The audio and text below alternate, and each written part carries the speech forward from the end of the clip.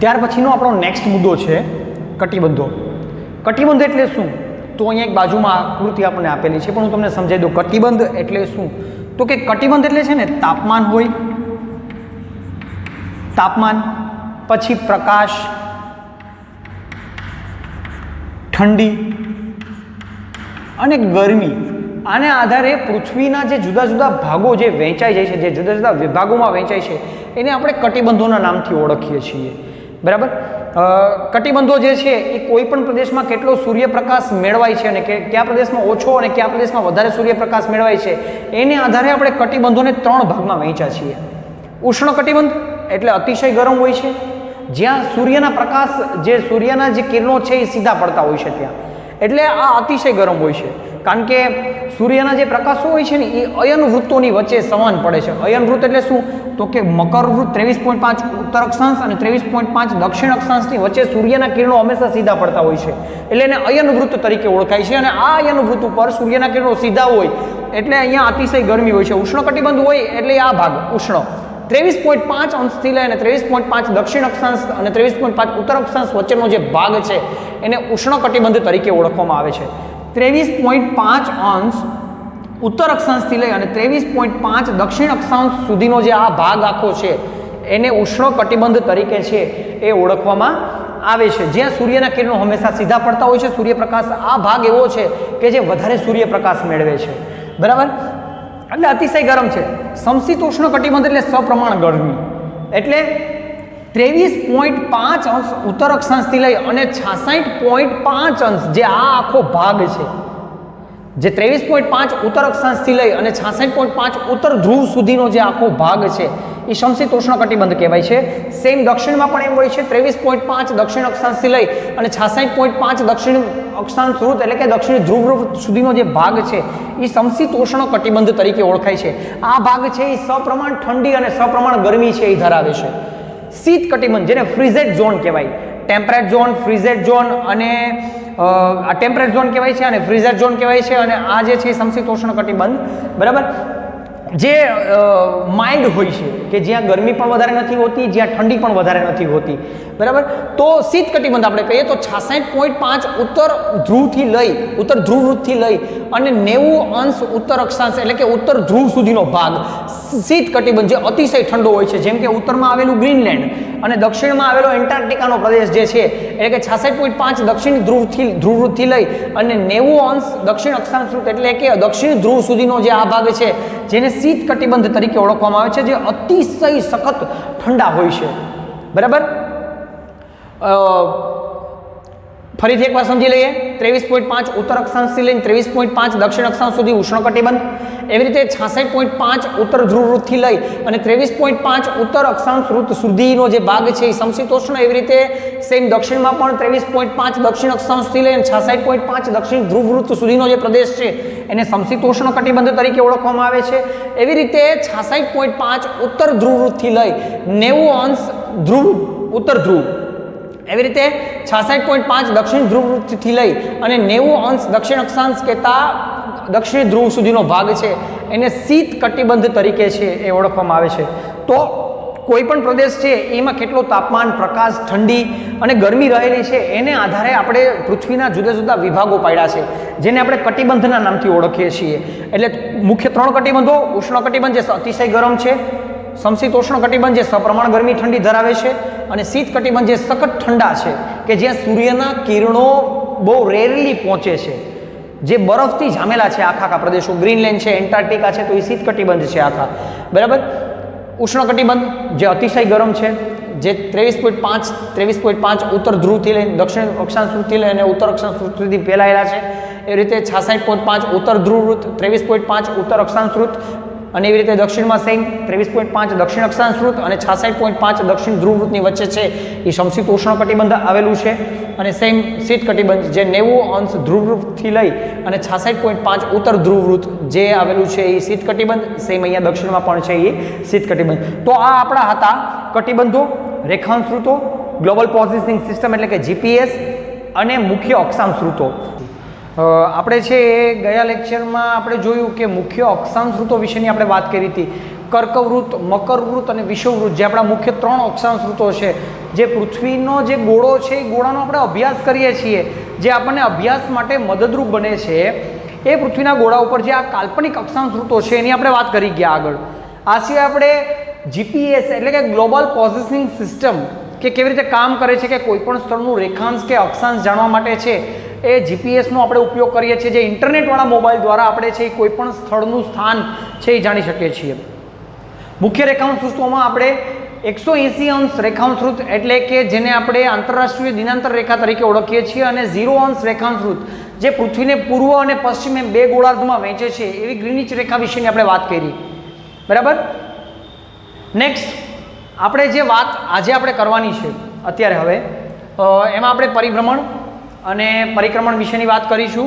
બરાબર. એટલે કે જે પૃથ્વીની ગતિઓ છે, સૌર પરિવારમાં જે પૃથ્વી છે આપણી, એ સૌર પરિવારમાં પૃથ્વી એક ગ્રહ છે કે જે જીવન છે, એની આપણે આગળ પણ ચર્ચા થઈ ગઈ હતી. બરાબર. હવે પૃથ્વીની જે ગતિ, જેમ અન્ય ગ્રહો ગતિ કરે છે એમ ગતિ કરવાના અલગ અલગ પ્રકાર હોય, એમ પૃથ્વી જે પોતાની ગતિ કરે છે ને એ ગતિના મુખ્ય 2 પ્રકારો છે. બરાબર. એટલે પૃથ્વીની ગતિના મુખ્ય 2 પ્રકારો, જેને આપણે પરિભ્રમણ અને પરિક્રમણ તરીકે ઓળખીએ છીએ. એટલે 2 ગતિ છે પૃથ્વીની, એક છે પરિભ્રમણ અને બીજું છે પરિક્રમણ. હવે આપણે અંદર સમજીએ કે આ 2 ગતિઓ છે એ કેવી રીતે, તો આપણને ખબર છે પરિભ્રમણ. પહેલી વાત આપણે કરીએ પરિભ્રમણ. હવે જો એક ભમેડો છે, એ ભમેડો પોતાની ધરી ઉપર આવી રીતે ફરે છે, એવી રીતે પૃથ્વી પણ પોતાની ધરી ઉપર ફરે છે. બરાબર. અને એ પૃથ્વી પોતાની ધરી ઉપર એક ચક્કર પૂરું કરે છે, એટલે કે પશ્ચિમથી પૂર્વ દિશામાં છે એ પૃથ્વી ફરે છે. બરાબર. એ જે પોતાની ધરી ઉપર આવી રીતે પૃથ્વી પોતાની ધરી ઉપર એક આંટો પૂરો કરે, જેને આપણે પરિભ્રમણ તરીકે ઓળખીશું. આ ગતિને પૂરી થતાં 24 કલાક લાગે છે. બરાબર. એટલે કે 24 કલાકમાં એક આંટો પૃથ્વી છે એ ફરે છે. એટલે કેવી રીતે, આખા સૂર્યને નથી ફરવાનું, આ સૂર્ય છે અને અહીંયા કલ્પિત માર્ગ જે કહેવાય એમાં અહીંયા માનો કે પૃથ્વી ફરે છે, તો પૃથ્વી ફરતા ફરતા ખાલી એક આંટો અહીંયા જ પૂરો કરે છે, અહીંયા એક આંટો પૂરો કર્યો એની ધરી ઉપર. બરાબર. તો એને આપણે પરિભ્રમણ કહેશું, અને ધરીભ્રમણ તરીકે પણ છે એ ઓળખી શકાય. બરાબર. કે પૃથ્વી પોતાની ધરી ઉપર જ એક આંટો પૂરો કરે છે. બરાબર. માનો કે આ સૂર્ય છે, હવે સૂર્ય જે છે, હવે માનો કે હું અહીંયા આ મારી ધરી છે, હવે હું ધરી ઉપર આવી રીતે આમ ફરી ગયો, આ મેં એક આંટો પૂરો કર્યો, આવી રીતે હું ફરી ગયો, આ એક આંટો પૂરો કર્યો, તો મેં એક ધરીભ્રમણ છે એ એક ધરીભ્રમણ પૂરું કર્યું કહેવાય. બરાબર. હવે આમ ફરતા ફરતા હું આખો રાઉન્ડ પૂરો કરું, બરાબર, તો એ પરિક્રમણ થઈ જશે.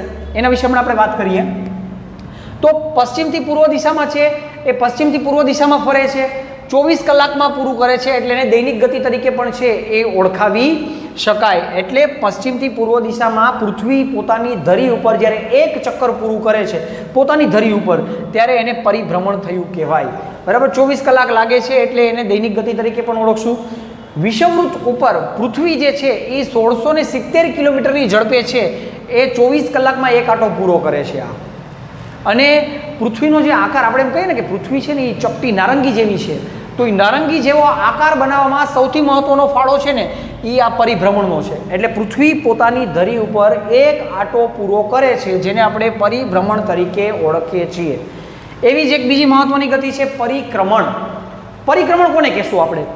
તો પરિક્રમણ એટલે શું? તો કે પૃથ્વી જે છે એ પૃથ્વી પોતાની ધરી ઉપર ફરતા ફરતા એક ચક્કર પૂરું કરે છે. બરાબર. હવે આ મેં મારું એક ચક્કર પૂરું કર્યું, આ મેં એક ચક્કર પૂરું કરી લીધું. હવે સૂર્ય જે છે, આ સૂર્ય તો સ્થિર છે, એક જ જગ્યાએ છે. બરાબર. હવે પૃથ્વી અહીંયા એક ચક્કર પૂરું કર્યું, આ ચક્કર પૂરું કરતાં કરતાં પૃથ્વી જે છે એ આવી રીતે આખા પૃથ્વીનો જે ગોળો છે એને આવી રીતે પરિક્રમણ કરે છે, આખી પરિક્રમા પૂરી કરે છે, ત્યારે આને પરિક્રમણ થયું કહેવાય. એટલે પૃથ્વી પોતાની ધરી ઉપર ફરતા ફરતા જ્યારે આખા સૂર્યનું ચક્કર છે એ પૂર્ણ કરે છે, ત્યારે એને પરિક્રમણ થયું કહેવાય. આને લાગતા એટલે કે આ ચક્કર પૂરું થતા છે ને એ 365 દિવસનો સમયગાળો લાગે છે. કેટલા? 365 દિવસનો સમયગાળો લાગતો હોવાથી આને વાર્ષિક ગતિ તરીકે પણ છે એ ઓળખવામાં આવે છે. હવે દરેક જે ગ્રહ હોય છે ને, દરેક ગ્રહો હોય છે ને, એ ગ્રહોને માનો કે આ સૂર્ય છે, બરાબર. હવે દરેક ગ્રહ છે ને એ એક પોતાના કલ્પિત માર્ગ ઉપર ફરતું હોય, બરાબર. હવે માનો કે સૌથી પહેલાં બુધ, શુક્ર અને પૃથ્વી. હવે આ કલ્પિત માર્ગ છે, પૃથ્વીને ફરવા માટેનો એક કલ્પિત માર્ગ છે જે આવી રીતે પોતાની ધરી ઉપર ફરતા ફરતા છે એ પૂરું કરશે. તો એ જ્યાં ફરે છે ને એ કલ્પિત માર્ગ જે છે ને એ કલ્પિત માર્ગને કક્ષા તરીકે ઓળખવામાં આવે છે. એટલે કક્ષા એટલે શું? તો કે સૂર્યને ફરતે ચક્કર લગાવવા માટે પૃથ્વી જે માર્ગે ફરે છે એને કક્ષા તરીકે છે એ ઓળખવામાં આવે છે, બરાબર. આ કલ્પિત માર્ગ છે. તમે જુઓ ને, તમે સૌરમંડળ તમે જુઓ તો આની પહેલાંના લેક્ચરમાં આપણે એકવાર જોયું હતું કે સૌરમંડળ મેં તમને આખું બતાવ્યું હતું. તો એ કલ્પિત માર્ગ એટલે કે કાલ્પનિક છે એવો માર્ગ, એકચ્યુઅલમાં આકાશમાં ક્યાંય છે નહીં, પણ આપણે એને અભ્યાસ માટે જોઈએ કે એ કલ્પિત માર્ગ જે છે જ્યાં પૃથ્વી પોતાનું રોટેટ થાય છે, સૂર્યની ફરતે ફરે છે, એ કલ્પિત માર્ગ જે છે એને કક્ષા તરીકે ઓળખવામાં આવે છે.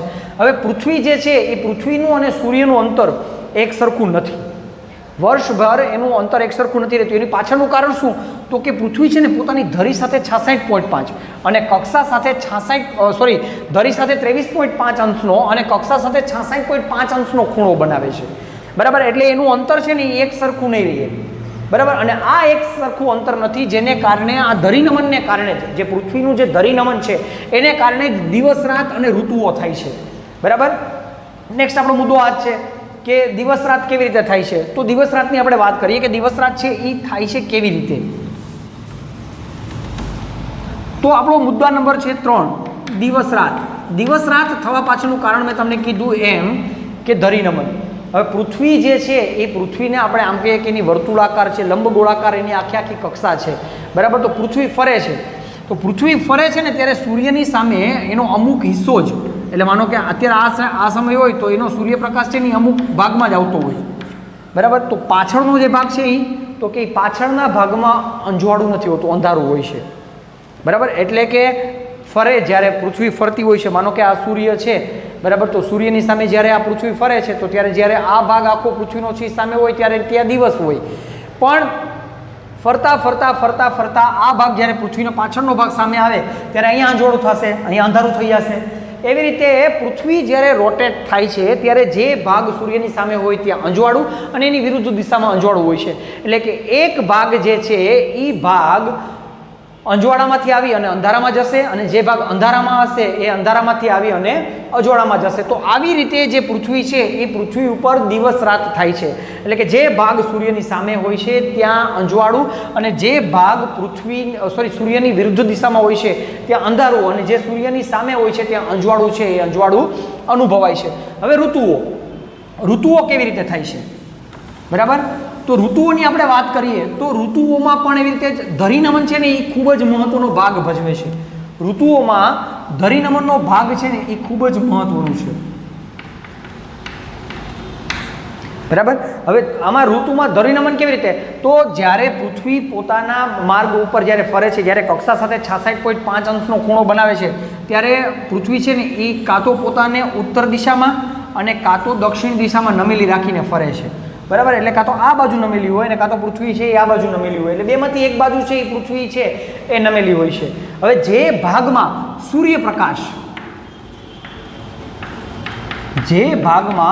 સૂર્યપ્રકાશ વધુ મેળવાય, બરાબર, જે ભાગમાં સૂર્યપ્રકાશ છે એ વધુ મેળવાય ત્યાં છે ને એ સૂર્યના કિરણો સીધા પડતા હશે. એટલે કે માનો કે પૃથ્વી આ બાજુ નમેલી છે તો સૂર્યના કિરણો છે ને આ બાજુ પડે, એટલે કર્કવૃત, વિષુવવૃત્ત અને મકરવૃત્ત, બરાબર. તો આ બાજુ ઉત્તરમાં નમેલી હોય તો કર્કવૃત્ત ઉપર સીધા કિરણો પડશે, તો ઉત્તર ગોળાર્ધમાં સીધા કિરણો પડશે તો ત્યાં ઉનાળાની ઋતુ અનુભવાશે, બરાબર. એવી રીતે સૂર્યના કિરણો જ્યારે એટલે કે પૃથ્વી જ્યારે આ ધરી ઉપર નમે છે એટલે કે દક્ષિણ ગોળાર્ધ તરફ નમે છે ત્યારે સૂર્યના સીધા કિરણો મકરવૃત્ત ઉપર સીધા પડશે, ત્યારે મકરવૃત્તમાં છે એ ઉનાળાની ઋતુ અનુભવાય. વિરુદ્ધ સાઈડ કેવું થાય કે જ્યાં સૂર્યપ્રકાશ વધુ પડે ત્યાં ઉનાળો અને બીજી બાજુએ છે એ શિયાળાની ઋતુ અનુભવાતી હોય છે, બરાબર. તો આવી રીતે છે સૂર્યપ્રકાશ મેળવતા જે ભાગ છે એને પ્રમાણે ઋતુઓ છે એ ઋતુઓ થાય છે. જેમ કે હમણાં જ આપણે કહ્યું કે ભાઈ 21 જૂનનો દિવસ હતો, બરાબર. આ 21 જૂન છે તો 21 જૂનનો દિવસ છે ને તો 21 જૂનના દિવસે કર્કવૃત્ત ઉપર સૂર્યના સીધા કિરણો પડે છે, બરાબર. જ્યારે 22 ડિસેમ્બર મકરવૃત્ત ઉપર સીધા કિરણો છે એ સૂર્યના પડે છે.